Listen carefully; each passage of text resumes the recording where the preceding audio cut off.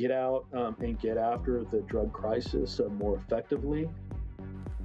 Now at 6, fentanyl crackdown. The state doubles the number of troops at our border. The damage of you being, a victim of abuse by an institution that's supposed to protect you is way beyond money. Why the San Diego Catholic Diocese is filing for bankruptcy. Plus, can tenants be evicted to turn their apartments into vacation rentals? You're watching CBS 8 Mornings at 6. Good morning. An excessive heat warning is about to take effect for the desert. So glad you're with us here at 6 a.m., everyone. I'm Eric Connert. So good to be along with you. I'm Carrie Lane filling in for Netta Ranpur. Let's get things over to meteorologist Evan Irani with more on the weather. Beautiful along the coast, but the farther inland you go, you're just asking for trouble. Another week where viewers are like, what are you talking about? Because if you're in coastal communities, inland valleys, we're very mild. That's why you have 4 different forecasts. Exactly, right? That's why we emphasize the mountain and desert microclimate forecast. Mountains are going to be in the 90s this afternoon and tomorrow afternoon. Deserts are going to be well into the triple digits. So you can see on average, those mountains will be in the upper 80s. 88 is that average. But for certain mountain ranges, we could easily breach 90 degrees. Deserts, boy, expected to be above 110, closer to 115 tomorrow. Along the coast, however, enjoy the mild conditions, 71 degrees, 83 for the inland valleys. Still warm out there inland, but really if you're looking for some relief from those hot temperatures, the coast is going to be the place to go. Coming up, we'll take a look at the 8-day forecast, talk about when we have a cool down on the way. Back to you. Always good to have options. Thank you, Evan. A big announcement from Governor Gavin Newsom this morning. He is more than doubling the number of California National Guard service members deployed statewide and at the ports of entry. And that includes those in San Diego County. CBS 8's Regina Yarita live in San Ysidro now with the reason behind this move. Regina? Yeah, guys, good morning. These are all efforts to crack down on drug trafficking. We also know that this is to raise awareness on the dangers of opioids, including fentanyl.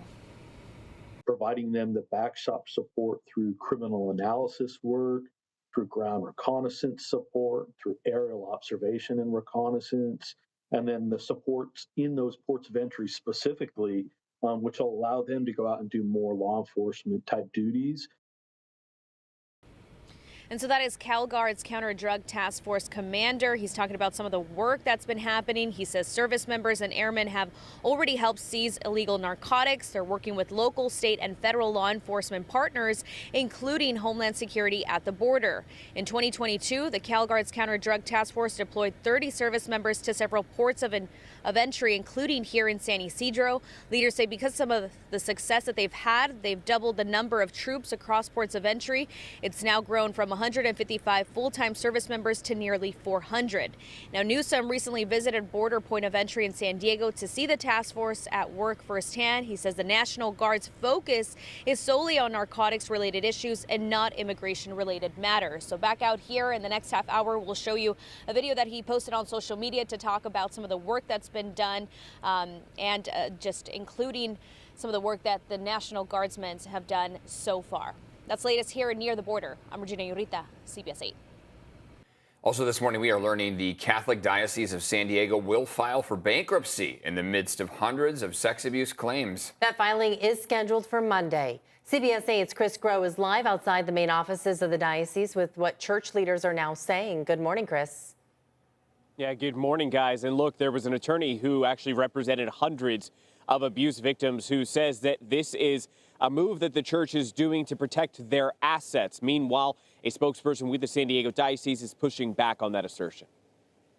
It's not just a matter of money. I mean the damage of you being, a victim of abuse by an institution that's supposed to protect you is way beyond money, and it's horrible and it's evil.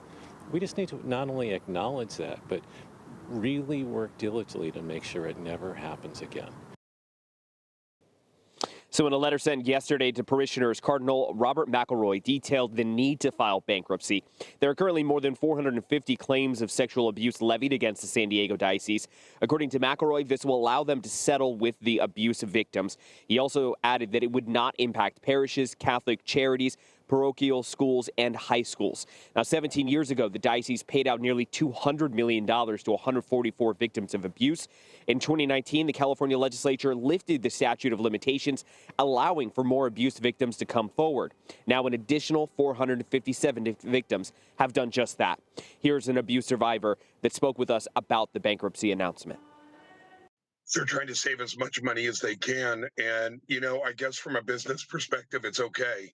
But from a faith-based institution that's supposed to be out there helping the poor, that's not the plight. That's not what the plight of the church, I think, was supposed to be about. It was about helping, not hurting. And I think this turning a victim into a creditor severely cripples them. Now, the diocese in San Francisco, Sacramento, as well as Oakland are making similar bankruptcy moves in the wake of allegations. Eric and Carrie. All right, Chris, thank you. So some breaking news from overnight. Russian President Vladimir Putin is promising to immediately order a ceasefire in Ukraine and begin negotiations if Ukraine withdraws troops from occupied regions and renounces plans to join NATO. Putin said his proposal is aimed at a final resolution to the war in Ukraine rather than, quote, freezing it. But the Associated Press says this appears to be a non-starter for Ukraine, which has demanded that Russia withdraw its troops from all of its territories. This morning, San Diego Mayor Todd Gloria will sign the city's $5.8 billion budget. The mayor's office says it increases funding for homelessness by $28 million. That includes $6 million in contingent allocations for a 1,000-bed shelter in Middletown, which has not yet been approved. The budget also includes $3 million for the Community Equity Fund for flood victims and $1 million for a youth care and development program. This morning, two controversial proposals that could double the populations of Hillcrest and University City are now moving forward. Both unanimously passed the San Diego City Council Land Use and Housing Committee yesterday. Under the proposals, University City would add 30,000 new homes and add 17,000 in Hillcrest. It would also reduce Governor Drive from 4 lanes to 2. Before the vote yesterday, residents shared their concerns.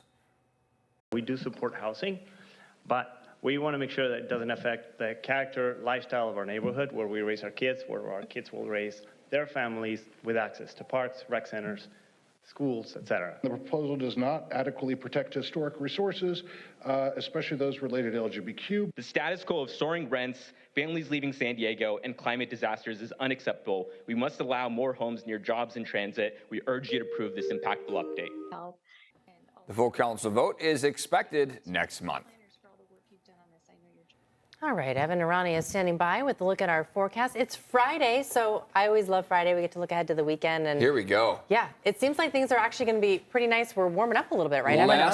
Last weekend of spring. Very right? much so, yeah. I mean, it's feeling like it, too, with the mountains and deserts. The farther east you go, that's where you're going to find the warmer temperatures. So along the coast, inland, temperatures are in the 70s by the afternoon. 80s as you start to make your way east. Today, it looks like that marine layer is not nearly as dense as it has been for some of our prior mornings. So you could see what we're working with right now. Hours ago, about 2 hours ago, it was pretty far reaching and then now starting to deteriorate. That typically means for us that there are still clouds out there, but they're just not as dense. So that's good news. When we look at your temperatures out the door right now, 55 in Ramona and Alpine, 60 in Escondido, 58 in Julian along the coastline. We're pretty uniform, mostly in the low to mid 60s. Downtown, typical urban heat island, a few degrees warmer at 64 degrees, 61 for Encinitas and 61 for Carlsbad. This is a live look outside. That sunrise was about 30 minutes ago, 5:40 a.m. And you can see what a beautiful start to the day is. This is San Miguel facing east. So again, like I said,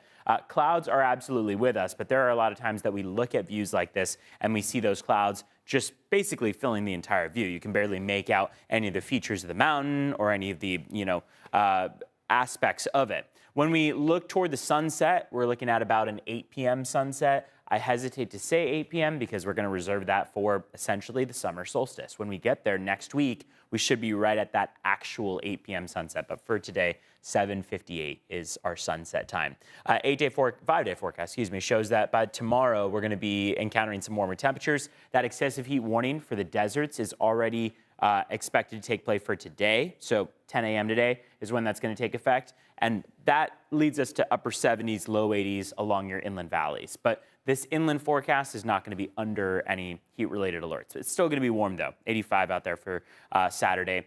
Cooling down a bit for Sunday through Tuesday of next week. Let's check in on traffic, see how your roads are. Time now is 6:10, and it's very quiet out there. We earlier were encountering some stop-and-go traffic on the Coronado Bridge. Now speeds are still slow, but they're starting to pick up again. A little bit of stop-and-go traffic on the northbound 5, though. So northbound 5 and then Coronado Bridge, you're going to run into some slight difficulty this morning. Starting to see those speeds drop from that 19-mile-per-hour range down to below 10 at times. Let's see how border wait times are faring this morning. 25-minute wait at the San Ysidro Port of Entry. Otay Mesa Port of Entry going to take you a little bit longer, about 70 minutes, so an hour 10 in total. Back to you. Evan, thank you. So still ahead, changes to California's budget amid a huge deficit. Plus, a gender notification ban for California schools moves forward. And an easier way to renew your passport.